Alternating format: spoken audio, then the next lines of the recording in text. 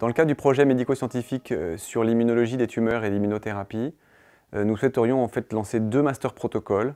qui vont permettre d'avancer vers une nouvelle étape de la prise en charge des patients atteints de cancer avec des immunothérapies. Au cours des 10 dernières années, Gustave Roussy a traité plus de 4000 patients avec des immunothérapies et on a bâti un savoir au cours de ces années sur qu'est-ce qui fait qu'une immunothérapie fonctionne ou ne fonctionne pas. Et on a appris certaines choses qui n'étaient pas évidentes au début puisque ces immunothérapies étaient développées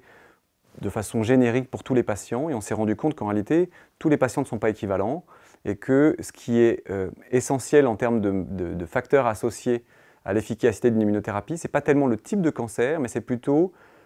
sa localisation, c'est-à-dire des métastases hépatiques, la biologie de l'hôte, et puis ce qui se passe au niveau de la tumeur. Et on s'est rendu compte que ce qui se passe dans la tumeur est essentiel pour prédire l'efficacité ou non des immunothérapies. Donc ce qu'on voudrait arriver à faire, c'est d'arriver à demain mieux stratifier notre prise en charge et faire des immunothérapies qui soient adaptées aux patients en fonction de leur maladie et de la biologie de leur tumeur. Et donc on voudrait lancer 2 master protocoles, un qui serait en situation néoadjuvante, c'est-à-dire des cancers localisés pour lesquels on ferait une immunothérapie avant la chirurgie avec un objectif de faire de la réponse complète de la tumeur avant même de l'opérer pour éviter des rechutes et avoir moins de cancers demain par rechute de cancers qui auraient été opérés. Et deuxième situation, des patients qui aujourd'hui sont en situation réfractaire à l'immunothérapie, donc en échec de tous les traitements, y compris l'immunothérapie. Qu'est-ce qu'on peut leur proposer après ces échecs d'immunothérapie de première génération que sont les anti-PD1 ou anti-CTLA4 ? Et on a une ribambelle de nouvelles immunothérapies qui arrivent pour tester cela. Et donc, dans le cadre de ces master protocoles, l'enjeu, c'est quoi pour nous? C'est d'accélérer en fait notre capacité à faire de la recherche clinique, puisqu'un master protocole, c'est en fait un protocole assez large qui permet d'ouvrir des cohortes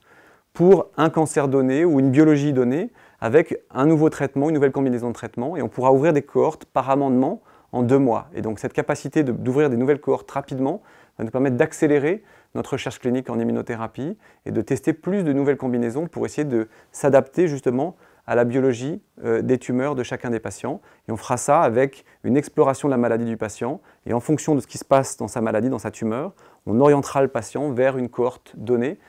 qui correspond mieux en fait à la biologie de son cancer.